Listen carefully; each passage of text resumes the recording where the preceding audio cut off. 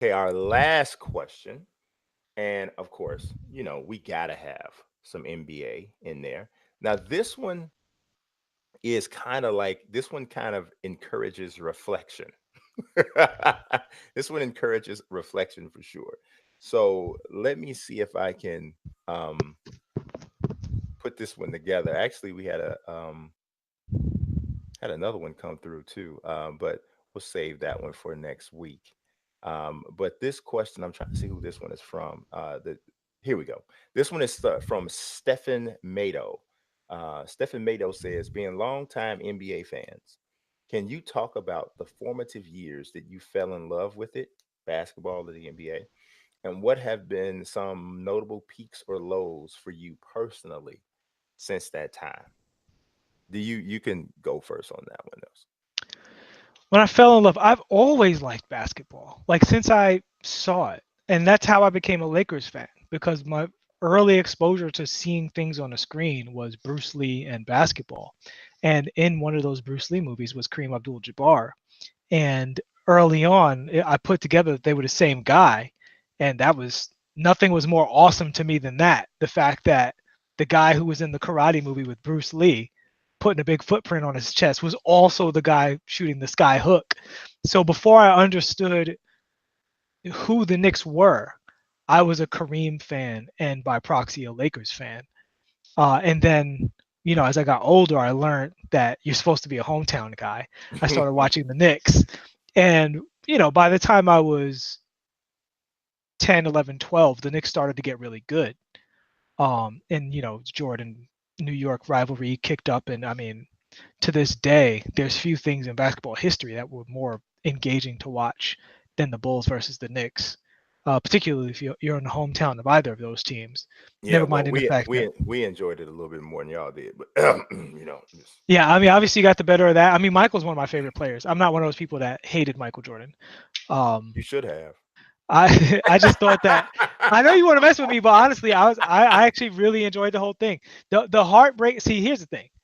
If you wanted to bother me, the heartbreaking thing about the Knicks was Patrick Ewing missing the layup against the The Pacers. Pacers, yeah, I remember that. That hurt. Yeah, you didn't. Charles Smith Charles didn't bother you? Smith, Charles, let me get to it. Okay, that's Charles Smith is balanced out by the fact that we completely robbed you with the Hubie Brown call. yeah. Not The Hugh Hubert Holland, Davis. Hubert Davis. yeah, Hugh Hollins called Yeah. But that Hubert Davis call. So it. that's kind of like balanced out. Yeah, You know what I mean? Because Charles Smith, how dare you? How yeah. dare you live and walk on this earth with the rest of us? You smelly little fella, you. Yeah, But that call, that right there, yeah, the LJ. Yeah. that's tough. So it's evens. It's evens on that. And LJ. here's my thing. And this is when we get into the LeBron Jordan debate.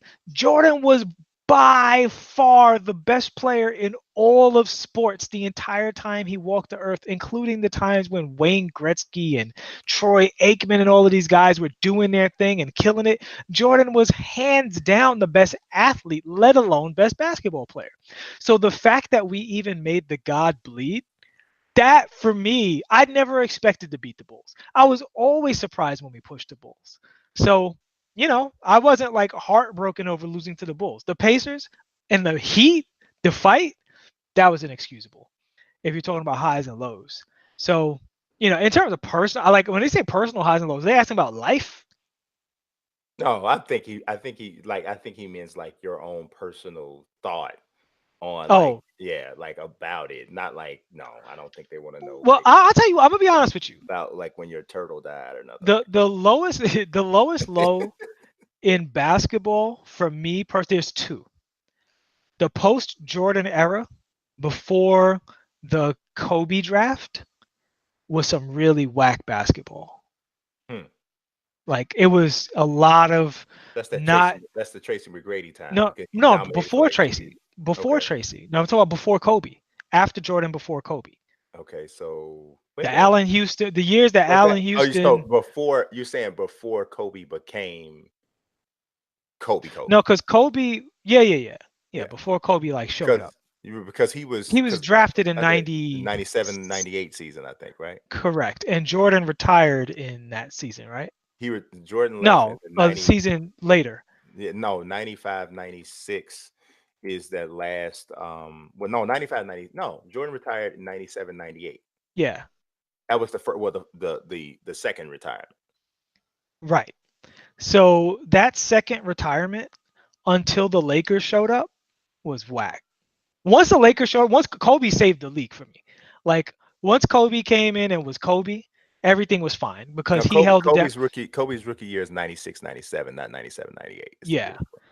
Once the Lakers took like came back up and Kobe started to become one of the best players in the league. Then Iverson, he showed up and started doing his thing. Tim Duncan started becoming great, and more importantly, the rivalry with the Kings and the Lakers in the Western Conference was like amazing. Then it started to get good again. But there was a little while where all we had to watch was like Allen Houston and Reggie Miller, and there was a lot of young players like, oh, this is not as good. Clearly not as good, especially when Jordan had just left. Yeah. That wasn't as good. The other dark period, I'm gonna be honest with you, was immediately when Kevin Durant signed to the Golden State Warriors Hmm. because it threw the whole. It wasn't because of what the league became; it was what the league was right before then. Right before that happened, the Thunder, the Spurs, you know, the Cavs, the Golden State Warriors, and a whole bunch of younger teams were all slated to be really competitive. It was four highly competitive teams, but it was expanding. And it looked like we were going to move into this golden age of like legitimately having four teams on each side that could win the championship. And you don't know who is going to win.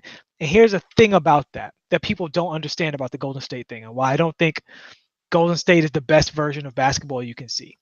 When you have two superstars and everybody else is either a fringe all-star or a role player, the superstars or one of the fringe guys has to play way better than they've ever played in order to beat their opponent at some point. Somebody has to shoot out of their mind, like Klay Thompson versus Oklahoma City. Hmm. Somebody has to make a crazy defensive play like LeBron James versus Golden State. When you put a whole lot of all-stars on the same team, their ceilings all come down and they're allowed to be okay for several games, sometimes in the playoffs. And the bar used to be that if your all-star was only okay for like more than 2 games in the playoffs, y'all probably lose unless a Vernon Maxwell saves you or something. Hmm. And that was the difference. And to me, that was overall more exciting than stacking a whole bunch of players on the same team.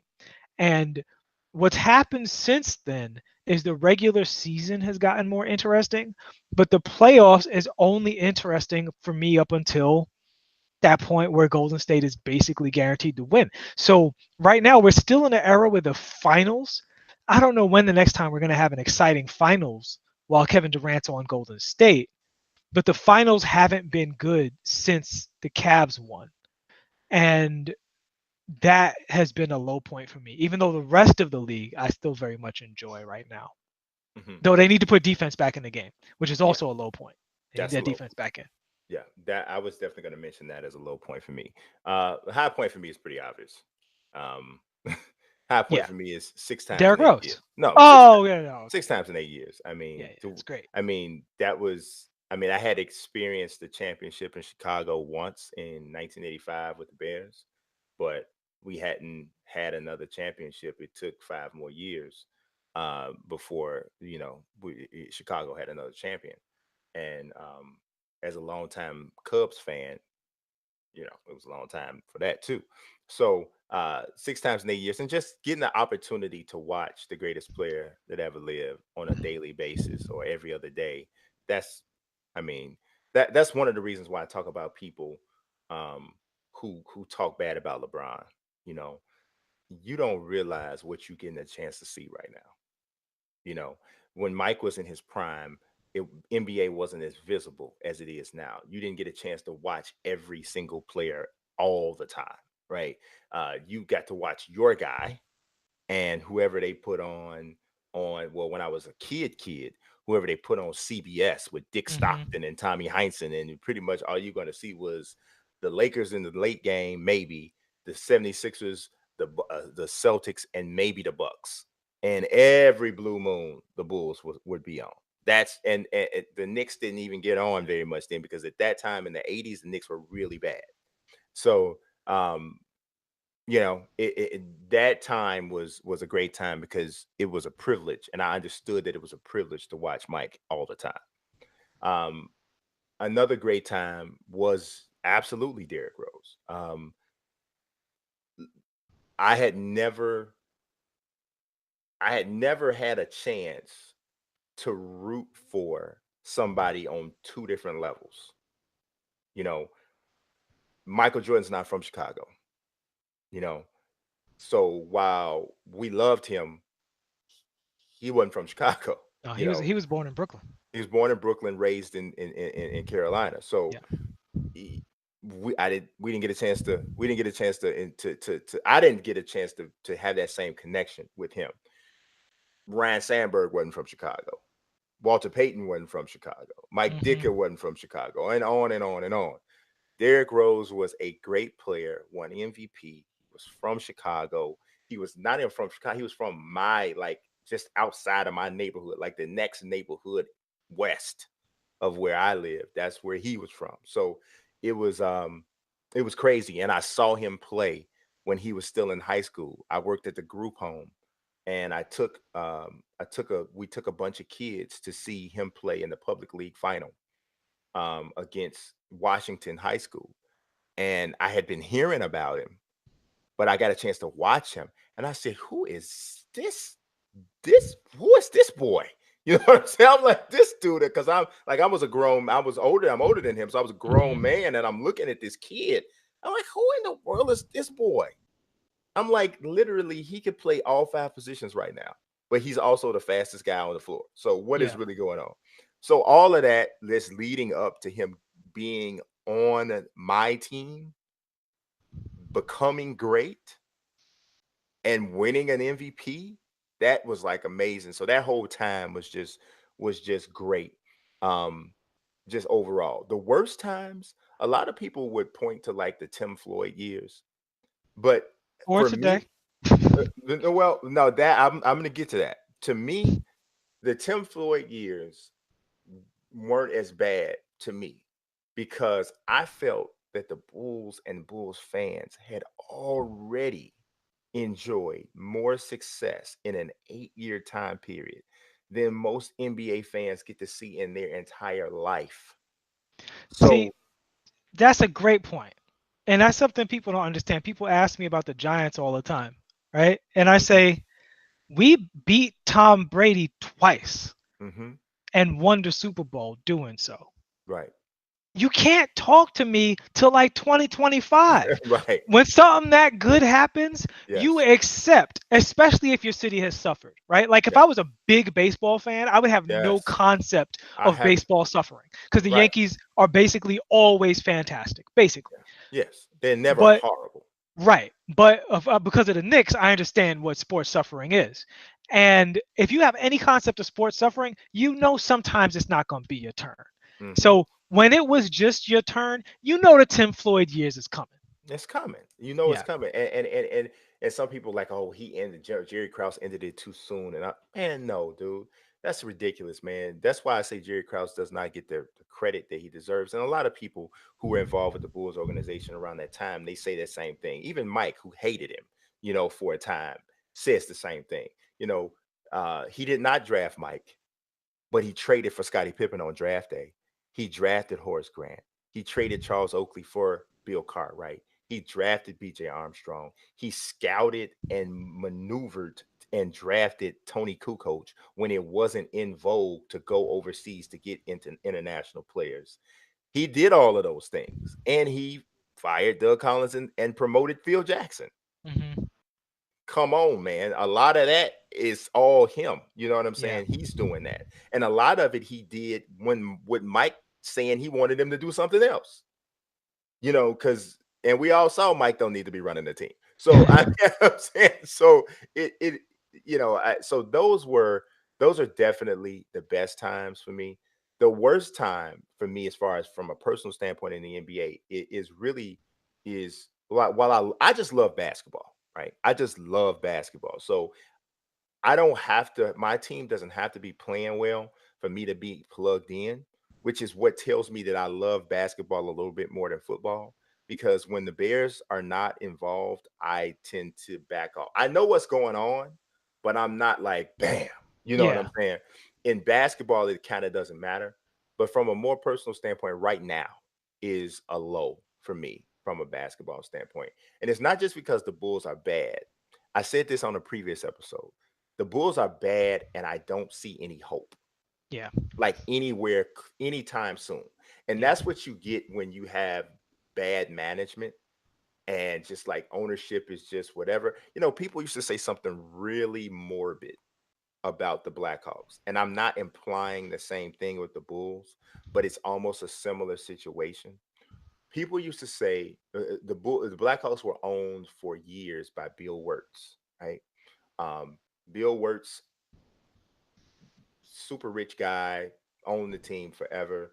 And they used to say the Blackhawks are not going to win until Bill Wirtz passes away because he's not going to ever do it. He once had a quote that says, the word he says something like the worst thing you can do is go around trying to win the Stanley Cup. Mm. Something weird, or it was something to that effect, but it's something strange, right? But it showed you that it was a business to him. And it's got to be a business, but fans would not want their owner to say something like that. Fans want their owners to go, all out trying to win. And that wasn't what he was doing. And I think that the Bulls are in a similar situation. Not saying that I'm wishing death on Jerry Rice or anything like that. I would never say that. But I'm saying until ownership is shifted and until management is shifted, the Bulls are not going to win. Jerry Reinsdorf is all in to make the White Sox a winner. He got lucky with Michael Jordan. He lucked up on a transcendent talent that changes everything. And if the Bulls don't luck up on another transcendent talent, that's their only hope. And it has to come through the draft because historically, we have never been good without our core coming from the draft. We're not the Lakers. Okay. We can't just go sign guys in free agency, right? We can't do that. The trades that we've done that have worked have all come as there have been supplemental pieces, but the core guy has always been a draft guy. And see, that's why I'm 100% with you, and that's why when people ask me about the Knicks, like they expect me to be so hurt that the Knicks aren't good. The Knicks have been bad for so long. What they don't understand is that we've shifted. I Mhm, believe in Scott Perry and Steve Mills, and they've done a lot of good since they've. And I do believe in Fizdale too, mhm. because even while tanking, our talent is growing and developing. Like I said before, I wouldn't be surprised. I wouldn't put this on him because I know it's a bad thing to say about a coach, but I wouldn't be surprised if he intentionally used rotations to lose because the guys are good enough to win some of these games. And we've had a lot of them close games. And I'm glad that he's doing that because we need to do the smart thing. I feel like we've gotten out of the valley of no hope. We've got good leadership. We've got all our draft picks. We ain't spending no bad money. We have no bad contracts. And you And still New York. we're New York, right? Brooklyn's good too. I've grew up in Brooklyn, so I'm rooting for Brooklyn. So you know, I'm cool with where we are now because we've been where you guys are, where coach not great situation, draft picks, some didn't pan out, some have, but the ones that we have, we gonna mess it up. You know what I'm saying? Like Mhm. paying players who don't need to be paid, management not on the right page, the rest of the league ain't nobody coming here right now, no way, no how, couldn't make it work even if they wanted to. Like all that stuff, we've been through all that. And this isn't the Eddie Curry, Jamal Crawford, Isaiah Thomas, Larry Brown And it's Knicks. so funny. You just said Eddie Curry, Jamal Crawford. And I thought you was talking about us because we drafted Right. both in place. Right. So, you know, you guys as a, Hoops fan, Chicago fan, y'all need to get out of the valley of no hope. I feel like the Knicks are already out of the valley of no hope, I think even so. though we're both losing teams. I mean, and the Knicks have the worst record and all of that, Thank but God. I don't Thank think. God. But the thing of it is that they are in a better position than the Bulls.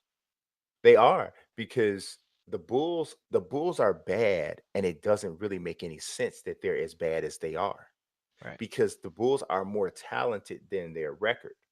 And I mean, dude, Laurie Market and Zach Levine, Chris Dunn, Bobby Portis, these are decent players from a talent standpoint. I mean, these guys singularly are people who would probably be attractive to some teams. I mean, some people have some issues with Zach Levine's efficiency, for sure. And he may very well be one of those players we were talking about on Admi Bro, who's a trap player and not a needle mover, but a stat guy. He may very well be that kind of guy, but he's still a 20 point a game guy, you Hmm. know, and Laurie could be a 20 point a game guy as well if he could get the opportunity. Wendell Carter's a good player. I mean, it's just that's why it's so bad right now because you're looking at this team and you're going like nobody thought the Knicks would be much better than they are now. Nobody thought that. Like No, well, Porzingis not playing. And I'll yeah, be honest, the only alarming thing about the Knicks is I just hate the way our defense looks. But offensively, going towards the future, looking at our young talent, I'm totally comfortable with it. And we've had a lot of people not play. yeah, and Mitchell then Robinson's been a ton of time. it always feels good when you have people contributing who weren't drafted really high. Hmm. Alonzo Trier, Mitchell Hmm. Robinson when he's out there. And even Kevin Knox, not that he was drafted low, But he's but if not top five. but he's not top 5. And if you see how he's playing, he's probably a top 5 rookie for sure. Correct. Correct. So that makes you feel good. But Hmm. it doesn't make you feel good when you're looking at your team and you suck and you're looking at the roster and going like, man, I wouldn't even I wouldn't even bench him. Hmm. Man, I wouldn't bench him either. So why do we keep losing? Like that's kind of And, where and it it is. goes. It also goes to how you look. Yeah. And you can see it, man. Like you can. I've called it a couple of times. I called it in Brooklyn. I said, you know what? The Brooklyn Nets are playing really hard right now. This was two Hmm. years ago. It's like Yeah. we have a And, good coach in Brooklyn. and We just think about the fact that they lost Karis LeVert. and And and, in the and, and sixth place, yeah, that's bananas. that's crazy. That's bananas. So I'm with you, man. It's just about how your team looks. And if your team was playing really really hard, you would know. Once these guys just stayed a little longer, we just need one more good draft pick. Somebody will come here and assign and trade, and we'll be competitive again. But they don't look good. No, The situation don't look like it's going up, and it that don't. sucks. Yeah, the only thing that can reinvigorate the Bulls and their franchise and the fan base is to clean house completely. And it's unrealistic to look for new ownership. He's not going to sell the team. He's going to give it to Michael, his son, Hmm. when he is done with it for whatever reason. But he's not going to sell the team. So that's the thing about it, and that's why for me this is absolutely the worst time to Yeah, from an NBA basketball standpoint. So that was a good question. Thanks for that one. it was a good question. So that's all we got today for Ask Us Bro. I appreciate it. And we say ask us, bro, but um you could also, ask us, girl. It doesn't matter if you're a lady, you know, you can be an honorary bro. It's cool. So it's not. Don't think that means that we're not inviting. It's just a catchier name. Just a catchier name. So that's all. So you feel free. Feel free. So I appreciate everybody watching as usual. Like I said, like, subscribe, and share. We appreciate it. God bless. Peace.